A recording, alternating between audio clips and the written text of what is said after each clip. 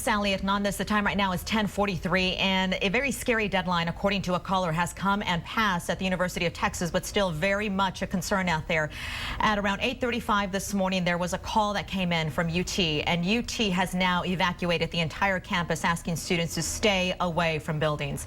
Verbatim now from the University of Texas spokesperson Rhonda there says 8:35 this morning, the university received a call from a male with a Middle Eastern accent claiming to have placed bombs all over campus. He said that he was with al-Qaida and that those bombs would go off in 90 minutes. That was at 8:35 this morning. Also, President Powers was notified, and it was decided to evacuate all of the buildings out of an abundance of caution. Let's get to some video that we're getting into the KXAN newsroom right now. You can see students out there with umbrellas and some rain gear trying to beat the elements after they were evacuated from those buildings. The entire University of Texas campus has been evacuated, and right now you have police officers with the University of Texas going building to building, checking and trying to give the all clear. But as of right now, the information that we're getting in is that the alert still stands and the evacuation has not lifted. We do have a student that was happened to be passing by our KXAN studios, and we wanted to see if we can just talk to you, Annalise. Thank you so much for being here at Crumnow, Annalise Crumnow, for the latest on kind of what you saw when you first got this text or when you heard the alarms. Kind of set the scene for me. I just walked into class. I was early because it was my first class today. And I literally just walked in. I hadn't sat down yet, and I got the text and I saw it, and I looked around to see what everyone else was doing, and everyone seemed normal, so I was really confused. And I finally saw a couple other people pull out their phones, and so should we leave, or what do we do? And we told the people around us, and our professor wasn't there yet, but one of the TAs was finally like, everyone leave, everyone evacuate. And we were in the basement level of the building we were in, and as we were walking up the stairs, everyone we passed, we just, you need to leave, because so many people didn't know. A lot of people didn't get the message or anything. And well, I wonder too if kind of people were a little confused, because not too long ago, I think it was this week or last week, where there was alarms that were pulled from the University of Texas campus. So I think maybe that was a false alarm. So was there some confusion as to, hey, is this a legit text or not? Is this a legit evacuation?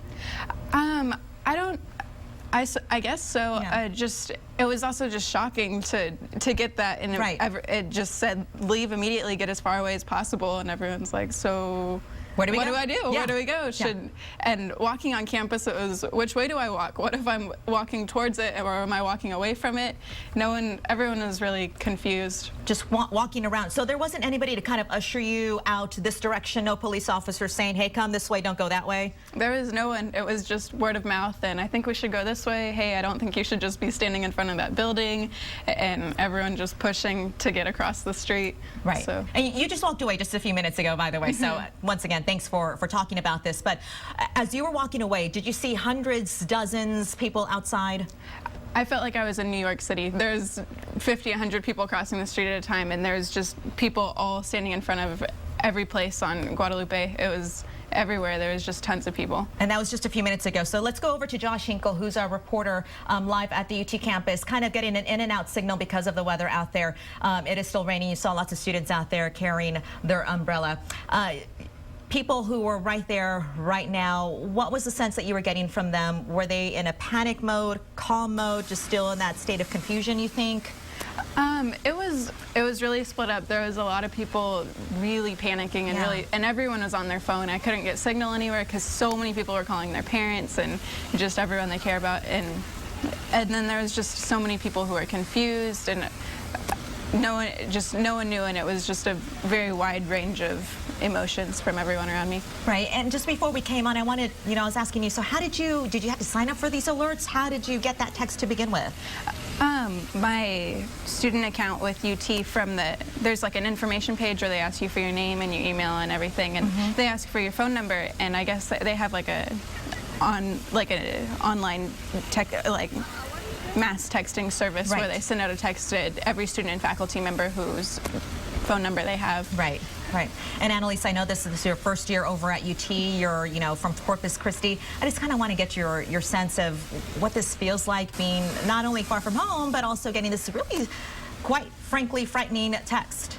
I was shocked and confused at first, and I I didn't know what to do. I didn't know if I should go home or not, or how long it would last, or how serious it was. And also it was because it's my first year and it's like, I think the 4th week of school, I didn't know if it was normal. I didn't know how shocking or how strange it was. Right. In addition to that text, did you also hear any kind of alarms that went off on the UT campus telling people to get away?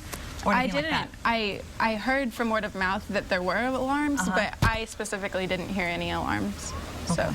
And now, where are you just going to go home and kind of just wait to get an update from the university, or are you going to just hang around and see what else is going on out there? I guess so. Me and my friend were looking for somewhere to go get breakfast or something. We just didn't know what to do, and we were looking to try and get a bus to go somewhere. And when all this was happening, did you see a heavy presence of police officers out there, or any kind of first response emergencies responders I didn't out there? see any. I didn't see any. Okay. All right, Annalise, thank you. I really appreciate your time and the information, kind of setting the scene for us, telling us what you saw out there.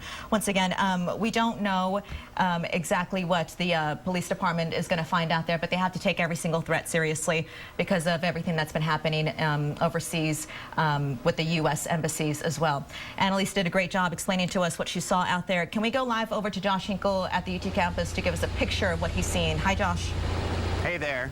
Yeah, we keep having people come up to us asking us for information. It seems like there is a lot of lack of information out there. I was just walking this way. If we can kind of turn the camera, Colby, over here. We were going down Lavaca because that seems to be where they're steering everyone, just past that taller building you see right there. You know, we've seen just herds of people going down the sidewalks there. You can see kind of the last bit of stragglers going in and out right there. Colby, if you want to come back over to this side, we're over here right now in front of the McCombs Business School, and you can see people that work there are actually here under the awning trying to stay out of the drizzle that we're getting right now. We're not too far from where the UT Tower is right here, just a few blocks away. This is where everyone initially started coming down this street and then moving over to Lavaca. I was down there following some people, talking to people. Basically, they got this text message and that's about it. They didn't know anything about any other news about what this possibly could have been. They just got the word to evacuate. And it seemed like no matter where they were at, they were being told to go farther south, farther down the street, because they didn't know how big this thing was going to get. Sally? Hey, Josh, I know that we are been monitoring social media as well. Are you getting any kind of information from UT through that as well? Just been hearing what people that are students and workers at the university are saying. Not a lot of information. Again, you know, they've been hearing things about other places in the country, but it seems like there's so much information coming in right now. It's a little confusing and a little daunting. Right. And before we let you go, I want to also touch base with you on, are you seeing anybody in gear, police officers, bomb squad units out there? Any police presence that you can tell from where you're standing? We've seen some ambulances go by with their sirens. Not sure what that's about. Over on the other side of the Red McCombs School of Business, I did see some police officers over there kind of directing traffic for the pedestrians that were actually walking toward Lavaca. Hey, you brought up traffic, and I've been seeing cars kind of drive by you too as well. Road closures, anything that you know of right there? No road closures, but again, over on the other side of this building, they are directing traffic away from this area. You know, it's I think it's kind of rare to see a car go this way because, you know, earlier they were kind of turning away when they get here, but not a lot of presence here telling people what to do. Right, right. And you touched on it, Josh, and we can confirm through our NBC station that North Dakota State University has evacuated their teacher and staff because of a similar threat from this as well. Josh, you're a political reporter as well. If you hear anything coming up from the higher ups, also let us know out there, okay? All right, thank you.